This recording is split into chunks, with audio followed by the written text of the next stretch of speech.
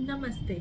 आज हम इस वीडियो में बात करेंगे creams that can be used for treating acne scars. Acne scars इतनी जल्दी नहीं ठीक होते, बट इट डिपेंड करता है कि कितनी उसकी सिवियरिटी है, कितना उसका डेप्थ है।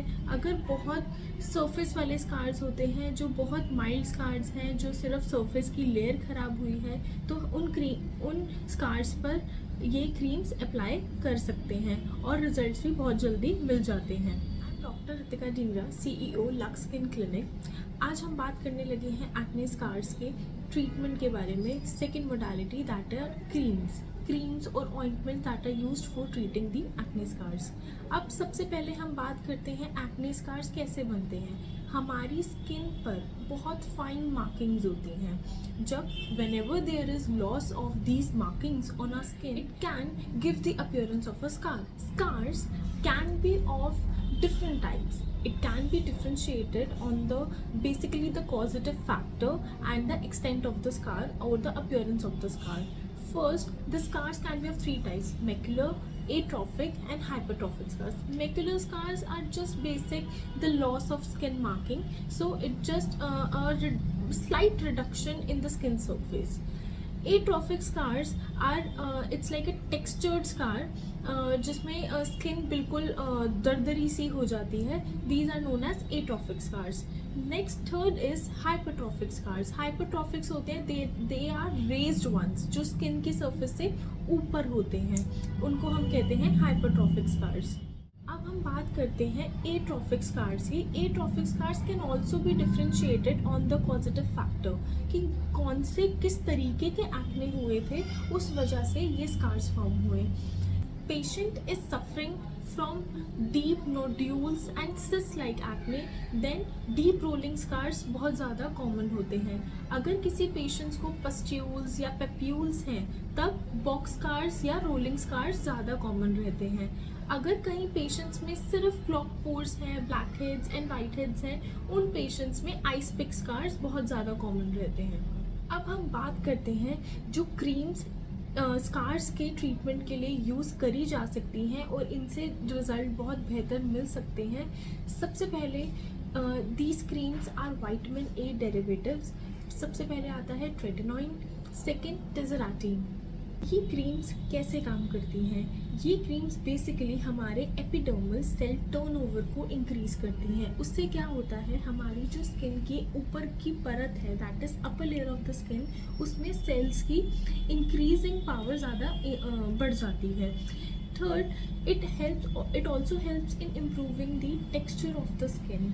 जो स्कार्स ज़्यादा डिप्रेस्ड हैं, वो थोड़े कम डिप्रेस लगने लगते हैं.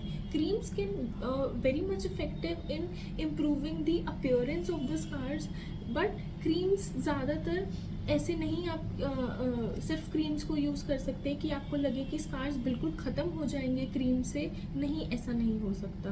क्रीम ज़रूर आपकी उन स्कार्स के अपीयरेंस को कम ज़रूर करेगी, बट ख़त्म नहीं कर सकती. मैंने अपनी वीडियो में इन क्रीम्स की सम रिकमेंडेशंस दी हैं, आप आगे देख सकते हैं. ये क्रीम्स की जो कंसंट्रेशन होती है वो डिफरेंट टाइप्स में पाई जाती हैं. जैसे कि बात करें ट्रेटिनॉइन की, ट्रेटिनॉइन 0.025% भी है, 0.05% भी है, 0.1% भी है. टेज़राटीन मार्केट में दो कंसंट्रेशंस में अवेलेबल है. सबसे पहले 0.05% and 0.1%. My product recommendations for acne scars are Tretin 0.025, Tazred 0.05, Tazred Fort Cream that is 0.01%, Haxilac Acne Scar Serum and Brinton Acne Scar Advanced Gel. ये क्रीम्स प्रेग्नेंट लेडीज़ और lactating ladies को use नहीं करना चाहिए. अगर आपको scars pregnancy के during आपको अपने ठीक करवाने हैं, तो प्लीज़ कंसल्ट योर डर्मैट और your doctor first, then consider these creams. ये स्कार्स एक तरीके से चोट की तरीके से होते हैं, हमें चोट लग जाती है, चोट का निशान रह जाता है। ऐसे ही एक्ने भी एक चोट है, उसको ठीक होने में टाइम लगता है और अपना ये निशान छोड़ जाती है, जिसको हम स्कार्स कहते हैं। अब ये स्कार्स क्रीम से पूरी तरह से ठीक नहीं हो सकते हैं। अगर आपको ये ठीक करवाने हैं तो either you can consider procedures और either you can consider these creams long time. जो कंसंट्रेशंस मार्केट में अवेलेबल हैं, ऑलवेज स्टार्ट, अगर कोई बिगनर है स्कार्स का ट्रीटमेंट अभी जस्ट स्टार्ट करा है, तो please consider you are starting the concentration with a lower one. आप एकदम से 0.1% यूज़ ना करें। अब हम बात करते हैं कि इन क्रीम्स को कैसे यूज़ करना चाहिए। सबसे पहले आप इन क्रीम्स को सिर्फ इस्तेमाल रात में करें, और अगर अभी आपने क्रीम्स का ये यूज़ स्टार्ट करा है, always start with a lower concentration and just once और ट्वाइस अ वीक। हमेशा इसकी क्वांटिटी सेसम सीड्स क्वांटिटी ले या पी साइज क्वांटिटी ले, उसी को ही अपने पूरे चेहरे पर लगाएं और सिर्फ रात में अप्लाई करें, और सुबह उठ के आप सनस्क्रीन एंड मॉइस्चराइज़र ज़रूर अप्लाई करें। अगर इसकी क्वांटिटी इंक्रीज़ हो जाती है या स्टार्टिंग में ही कंसंट्रेशन इंक्रीज़ हो जाती है, इन क्रीम्स को अगर आप हाई कंसंट्रेशन में ही स्टार्टिंग में ही यूज़ कर लेते हैं, तो इनसे रेडनेस, इरिटेशन, ड्राइनेस, फ्लेकिंग की प्रॉब्लम होने लग सकती है। फॉर बिगनर्स, आप इस मेडिसिन को कैसे अप्लाई कर सकते हैं। आप रात में अपना पहले फेस वॉश करें, अच्छे से क्लेंज आउट करें, एंड सेकेंडली आप पी साइज अमाउंट लें या सेसम सीड्स क्वांटिटी इतना ही अमाउंट लें और अपने पूरे चेहरे पे आप अप्लाई कर लें। अपने पूरे चेहरे पे अगर बिगनर्स हो तो आप सिर्फ ऐसा भी कर सकते हैं कि 1 घंटा या 40 to 45 मिनट्स इस क्रीम को अप्लाई करो and then you can wash it off, और धीरे धीरे इस टाइम को आप इंक्रीज़ करें। It should be gradually increase. ऐसे नहीं करें कि वीक में ही डेली आप अप्लाई कर रहे हो और पूरी ओवरनाइट के लिए आप अप्लाई कर दें, तो इससे आपको प्रॉब्लम्स हो सकती हैं। बात करते हैं ड्राई स्किन पे हम इसको कैसे अप्लाई करें। ड्राई स्किन ये ऑलरेडी ड्राई रहती है, तो अगर इसकी क्वांटिटी ज़्यादा लग जाएगी तो स्किन और ज़्यादा ड्राई कर जाएगी और ज़्यादा ब्रेकआउट्स होने लग जाएंगे, फ्लेकिंग हो जाएगी, रेडनेस एंड इरिटेशन भी कॉज हो सकता है। सेकेंड, ड्राई स्किन में सब इसका तरीका कुछ थोड़ा सा हटके होता है। आप इसको सैंडविच मेथड में अप्लाई करें। Make sure quantity should be P size और सेसम साइज क्वांटिटी। इसको सैंडविच मेथड्स में ही यूज़ करें। सैंडविच मेथड का मतलब क्या होता है? Sandwich means 2 slices of bread and having a veggies in between that, right? Sandwich method means 2 slices of bread means a moisturizer in between a retinol layer. For example, if a patient is having a dry skin, आप सबसे पहले वो अपने पूरे चेहरे पे moisturiser apply करेंगे, moisturiser in a good amount, then wait for 5 to 10 minutes, then apply tretinoin cream in a reduced quantity, then apply another layer of moisturizer above that. So this is the whole method of a sandwich method, which means you have to layer it up with a moisturizer. Next बात करते हैं sensitive skin के लिए।